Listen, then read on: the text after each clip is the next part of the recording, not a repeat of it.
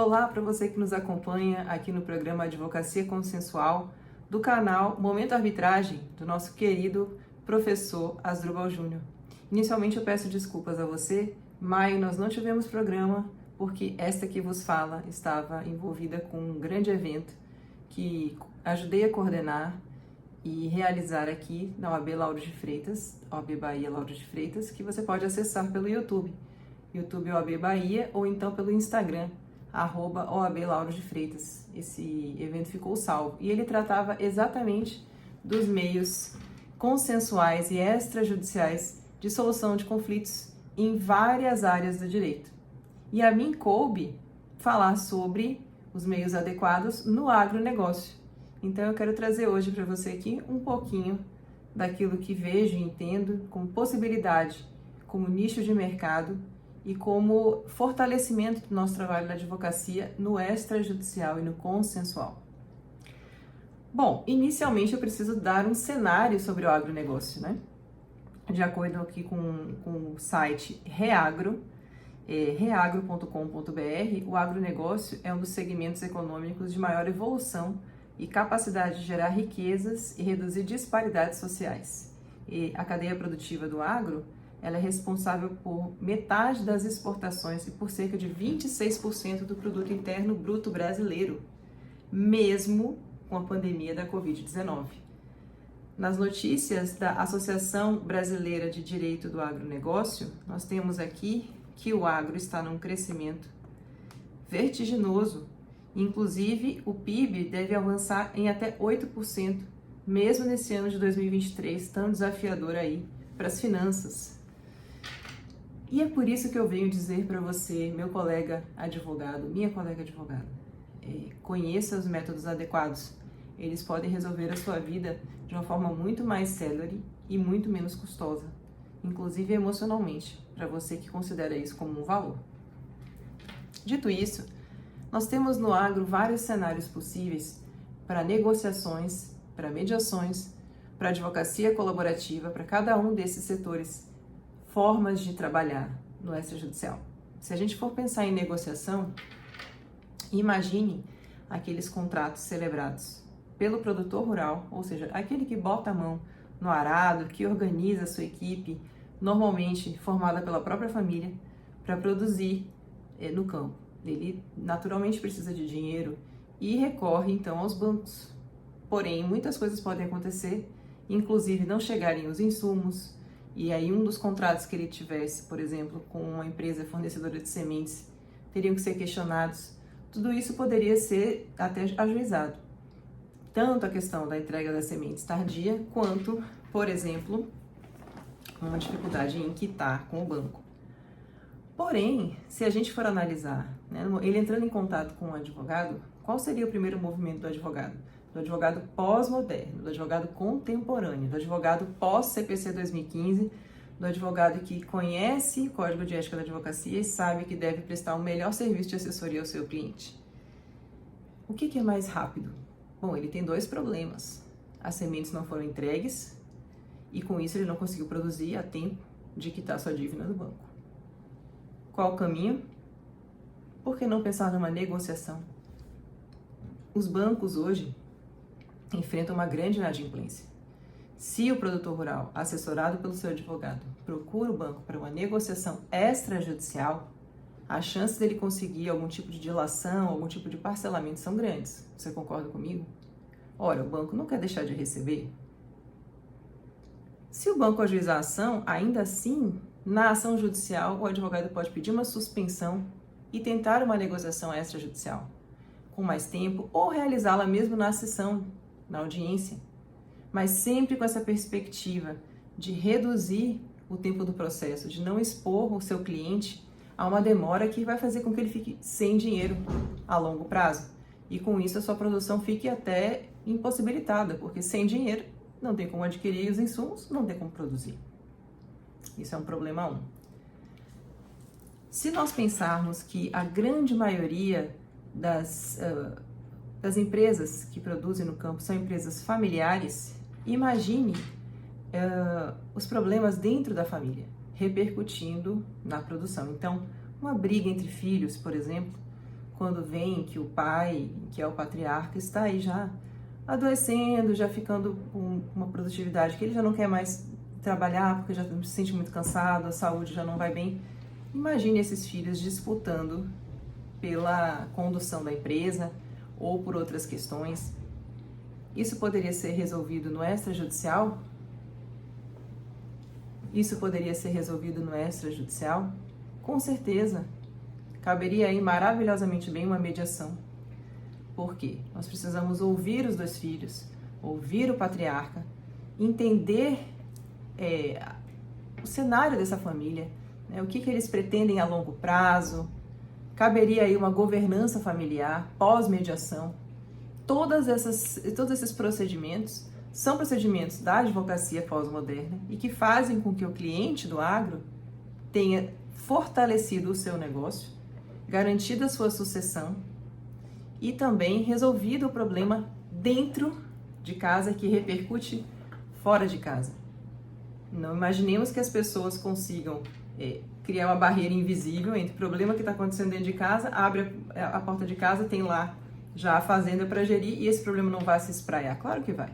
E a produtividade vai cair e essa família vai ficar aí à mercê de questões que ela não consegue resolver, como na verdade vários nós. Mediação. Depois, governança.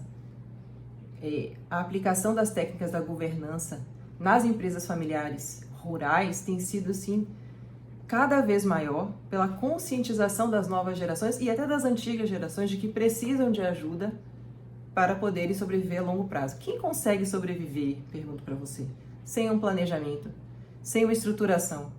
Sem isso, a gente está fadado ao declínio. A mesma coisa, e principalmente para quem tem um negócio, e sobretudo um negócio no campo. Problema 2, resolvido. Vamos pensar agora no problema 3. Digamos que dentro dessa fazenda exista uma área de proteção ambiental e por algum motivo essa área de proteção ambiental foi desrespeitada e agora algum órgão ligado, né, à proteção do meio ambiente bate na porta, não, toca a campainha da porteira lá para falar com o produtor rural dizendo que ele fez um trespassing, né, houve um desrespeito a uma área de proteção ambiental. O que fazer? Você sabe que pela lei de mediação já em 2015, a lei 13.140 de 2015 já possibilita e faculta a mediação com órgãos públicos. Também o CPC vem falando disso, então por que não pensar em agendar com o órgão público uma tentativa de mediação para compor os interesses? Bom, houve um desmatamento, por exemplo, mas pode haver um reflorestamento ou pode haver algum outro tipo de contrapartida, mediação. Eu vejo de uma forma muito prospectiva inúmeras aplicações. Essa foi só a terceira do que eu mencionei. Nós poderíamos pensar ainda, por exemplo, no próprio contrato agrário, né? Os contratos agrários, historicamente, são dois, de parceria rural ou arrendamento rural. Nesses contratos, muitos deles não são feitos ajustes de forma escrita. Esses contratos se dão de forma verbal ou tácita, ou seja, eu tenho uma terra e, de repente, o meu vizinho ou uma outra família está interessada em pegar parte daquela terra para poder produzir, por exemplo, aqui na Bahia se produz algodão. A outra parte quer produzir, não sei, quer ter um gado leiteiro. E com esses parceiros eu faço contratos, mas contratos verbais, porque no campo isso ainda é muito comum, acredite, mesmo com cifras grandiosas. Então, digamos que esse contrato vai muito bem, obrigada, mas lá pelas tantas houve algum desajuste em relação ao algodão, não houve a produtividade esperada e essa pessoa que produz o algodão não consegue pagar a mim aquilo que foi combinado. Nem aquele que fez o arrendamento também da área, de repente teve uma outra questão e também não teve a produtividade esperada. Como negociar com essas pessoas sem judicializar? Técnica de negociação. A escola de Harvard tem várias técnicas e nós que estudamos essas técnicas sabemos que sempre é possível chegar num cenário favorável quando pessoas têm interesses que são convergentes. Quais são os interesses convergentes aqui? Aquele que produz o algodão quer continuar produzindo, Então precisa dar um jeito de entrar num consenso com o dono da terra. Mesma coisa, aquele que tem o gado leiteiro precisa continuar com o seu negócio, precisa resolver a questão, de repente, da demora no pagamento e quer continuar fazendo isso e precisa entrar num acordo com o dono da terra. Os interesses são convergentes. Se são interesses convergentes, por que não uma negociação? Por que o advogado já vai pensar numa judicialização que, com certeza, imagine o dono da terra recebendo uma citação, né, daquele que está ali, alguns metros da casa principal da fazenda, produzindo algodão?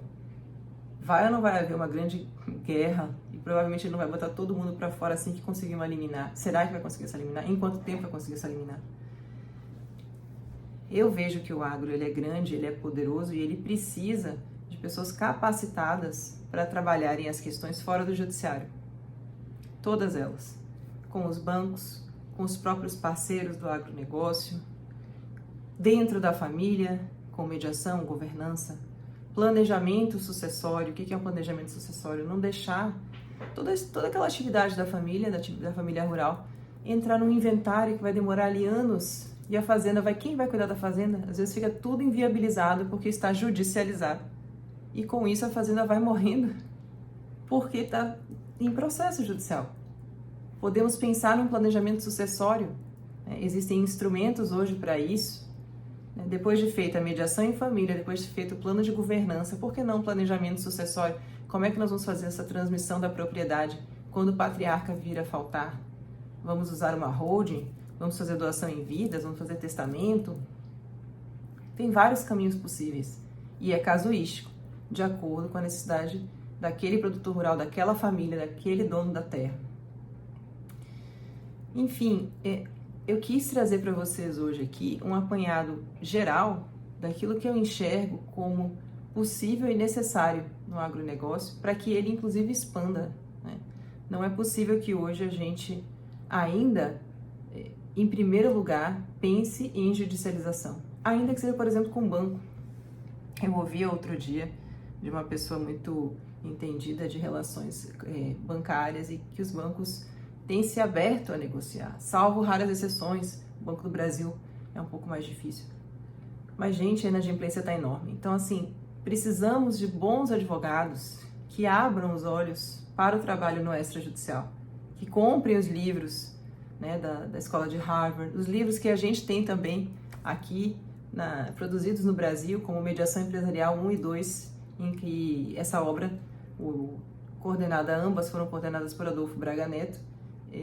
Na segunda volume, eu sou uma das coautoras. É preciso que a gente se instrumentalize de habilidades que a gente não aprendeu na faculdade para servir ao nosso cliente de uma forma extrajudicial e efetiva. O que o cliente quer hoje, sem sombra de dúvidas, mais do que nunca, é efetividade, celeridade, qualidade na solução. Foi o tempo do cliente ficar procurando as melhores teses, etc. O que ele quer é que o advogado resolva o seu cliente, mais do que nunca, porque mais do que nunca, tempo é dinheiro. E no campo, tempo é dinheiro e em abundância. Um grande abraço para você, siga conosco, curta aqui a página Momento Arbitragem Oficial, siga a Zubal Júnior nas redes sociais e a mim, Lisandra Colossi, também. Esse vídeo vai ser disponibilizado também no meu canal, que é @fale com a doutora Liz. Um grande abraço.